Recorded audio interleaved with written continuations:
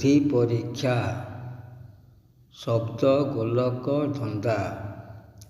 8ଟି ଅକ୍ଷରେ ତାର ନାମ, ବରଷକ ପରେ ଆଗମନ। ପ୍ରଥମ ଦ୍ୱିତୀୟ ମିଶାଇବ, ଏକଠାରୁ ଏକ ବେଶୀ ହେବ। ଦ୍ୱିତୀୟ ତୃତୀୟ କଲେ ଯୋଗ, ଏ ପୃଥିବୀକୁ ତା ବୁଝାଇବ।